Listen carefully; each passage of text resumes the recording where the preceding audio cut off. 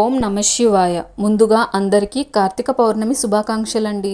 కార్తీక మాసంలో వచ్చే పౌర్ణమికి చాలా విశిష్టత ఉంటుంది కదా. కార్తీక పౌర్ణమి రోజు శివయ్య త్రిపురాసురుడు అనే రాక్షసుణ్ణి చంపాడట. దేవతలందరినీ ఆ రాక్షసుడి నుండి విముక్తి కల్పించారట.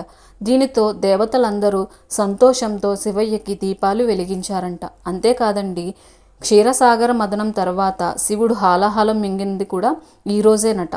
సంవత్సరం అంతటా పూజలు చేయకపోయినా ఈ ఒక్కరోజు 365 ఒత్తు దీపం శివాలయంలో కానీ విష్ణు ఆలయంలో కానీ వెలిగిస్తే సంవత్సరం పూజా ఫలితం కలుగుతుందని మన పెద్దలు అంటూ ఉంటారు. అంతటి విశిష్టత ఉంది ఈ కార్తీక పౌర్ణమికి.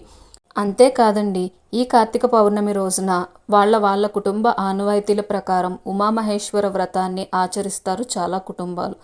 ఎంతోమంది నోములు కూడా వ్రతాలు అన్నీ చేసుకుంటారండి. ఈరోజు మన హిందువులకైతే చాలా ప్రత్యేకమైన రోజనే చెప్పాలి.